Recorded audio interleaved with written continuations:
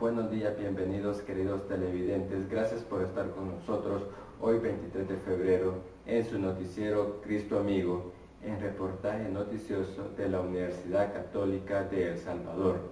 Les saluda César Romero. En esta ocasión le estaremos transmitiendo un reportaje histórico de la tierra y la monarquía en el proceso de la historia de la salvación. Para conocer un poco acerca de este tema, nos estaremos enlazando con la reportera Ana Barrera. Muchas gracias, César. Esta mañana iniciaremos con la conquista y el papel que ésta juega dentro de la historia de la salvación. Luego de 40 años vagando por el desierto, después de la salida de Egipto, Moisés divisó Canaán, pero antes de cruzar la frontera murió, dejando como su sucesor a Josué, quien los terminó de conducir a la tierra prometida. Luego de renovar la alianza con Dios, Josué hizo circuncidar a todos aquellos que no lo habían hecho. Estos eran la generación del desierto. Después de esto se inició la conquista. Al finalizar la conquista de Canaán, empezaron a organizarse aún a sabiendas de que vivían otros pueblos en medio de ellos. Pero Josué, un buen líder para Israel, guardó fidelidad a Dios. Al cumplir los 110 años, Josué reunió a los jefes de las tribus en Siquem, y ahí todos juraron lealtad y fidelidad a Dios.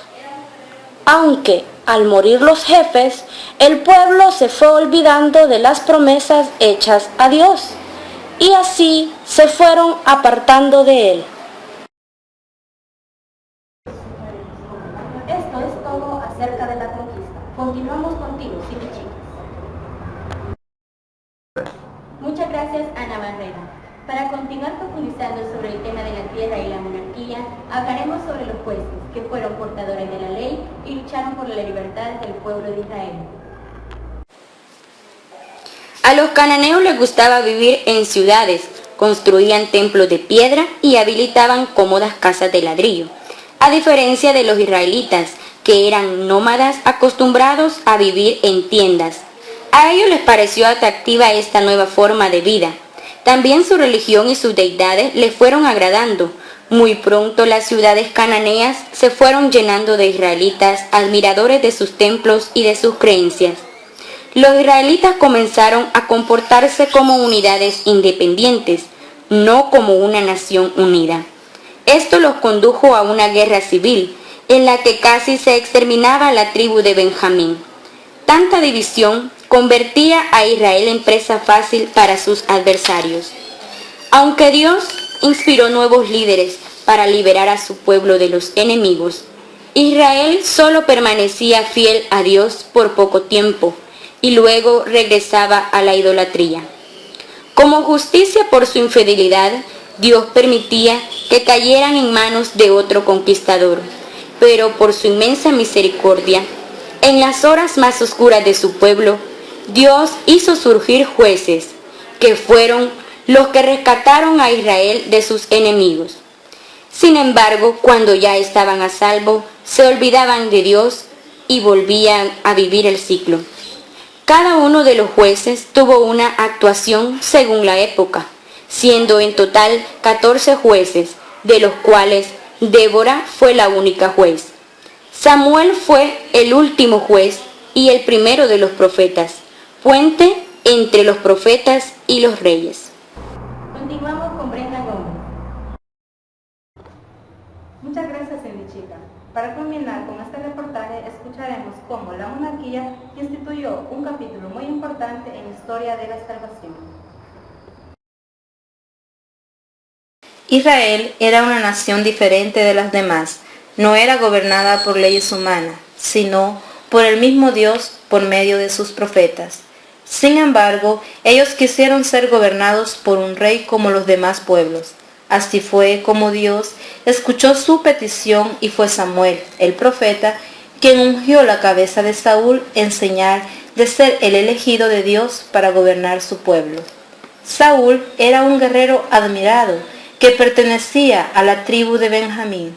Al principio todo iba bien, pero a Saúl se le subió el poder a la cabeza y cometió ciertos errores que le costarían la dinastía y el reinado. Ante las dificultades, Saúl buscó la ayuda de Dios, pero él actuó por cuenta propia, sin escuchar las instrucciones que él le daba. A causa de ello, Dios conoce el corazón interesado de Saúl y lo aparta de su favor. Así fue como Dios elige un nuevo rey para su pueblo, un rey con un corazón parecido al de él. David es coronado rey de Israel.